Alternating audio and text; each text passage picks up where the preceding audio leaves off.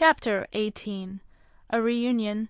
Lily gently rubbed his side as he began to give up when, over the hill, Januka came hobbling back on 3 legs. The lead unicorn looked up, but seeing not his mate in sight, slammed his head back onto the sand.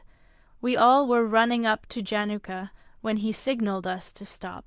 We waited a minute when from over the dune came a foal, golden as the sunrise, with every shade dark to light, making it look as though she was covered in shadows, and spots of white flowed all over her, that continued into her black mane and tail, that glittered in the sun's beams. Januka, who now was close enough, was covered in blood.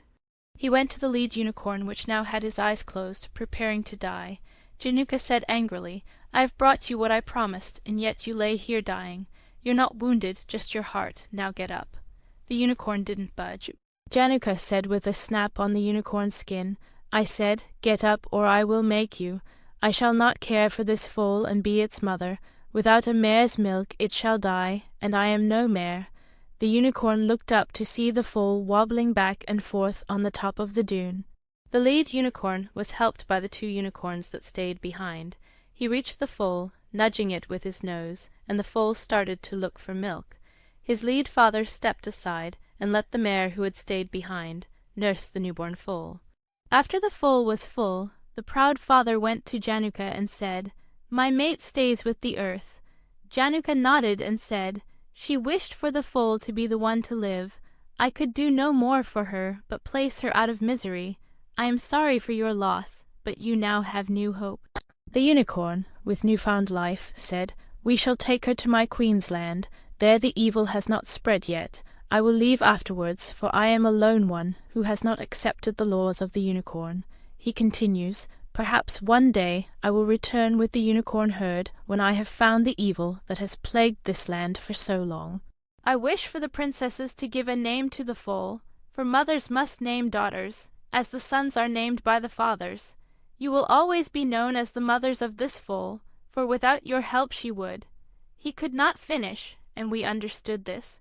"Thank you, she is a fine foal, and I think the name to suit her is Sunrise, for hearing this name all unicorns can find hope for a future." Saying his farewells, he went off with his foal to join the herd. I watched them go off over the dunes till all you could see was their tracks. Soon the tracks were swept away by the blowing wind. Tolo said, "Lady Lanyu will hear of this and know we are coming. We must move quickly to get to her before her creatures do." Then Januka spoke up, "Tolo, you have been here once before. Do you remember the way to Lanyu's castle?"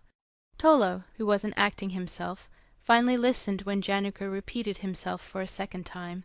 Tolo replied, "Things have changed here so much, but I believe the nesting grounds are over those dunes. They lead to Lady Lanyu's castle." Januka suggested, "I shall fly part way, while there are clouds to cover me." He continued, "I will fly ahead to make sure no one is in front of us planning an attack. Killen offered for me and Lily to fly with him, but I decided to walk alongside Tolo. He was beginning to weaken. I could see it. He was tired of fighting, but refused to give up. We were way behind the others, being that flying is much faster than to walk. While we were walking, Tolo and I talked about how he knew so much of Lady Lanyu. He explained that Lady Lanyu had captured him some time ago before we had found him. She forced him into doing her most foul work. He had escaped from her clutches and was trying to get back to Colac to beg forgiveness and to be allowed back into the clan, but as luck would have it, she had caught up to him in the forest when we came along and helped rescue him. As night grew close, the clouds began to drift away to the point of being seen. Januka and Killen had to land. Killen said, "The air's too humid to fly, and it is over time to nourish our bodies." Januka, bowing low, humbly suggested, "I know the princesses would not receive this idea, but we grow close to the nesting ground, and I can go hunting, if lucky, capture a rabbit for us to eat." To which Lily replied, "Januka, I know you must eat to keep strong, but I cannot eat an animal from this world. It seems wrong, but you have my understanding, so go hunt for yourself. But what shall you eat? I cannot fill my belly and see you without. A pack doesn't leave the others without. It is not our way." Januka looked at her with concern. Tolo, who was very amused at how Lily and Januka had been discussing this matter, said, "Januka, listen, you won't have to hunt rabbit or any other creature, for I know a place where there's much food you can eat. You'd never go hungry, but getting the food is the trick." He led us for about a mile or so, till we came to a small black puddle.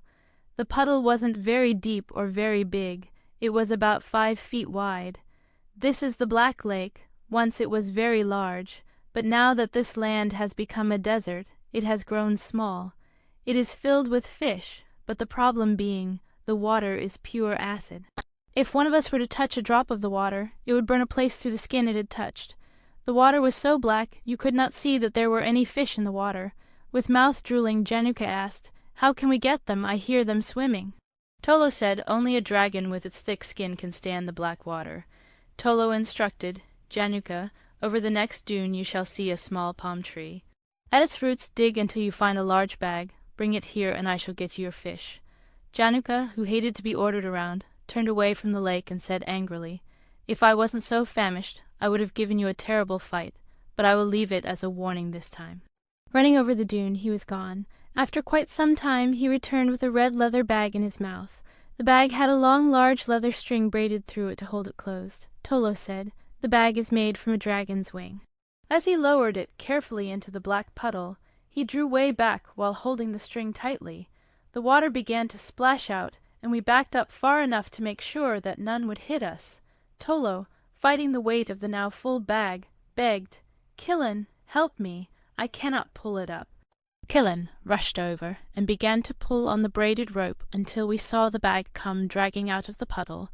It was filled with 3 large fish, but Tolo warned us not to get near until he said it was safe. He began to bury the fish in the sand till they were completely covered.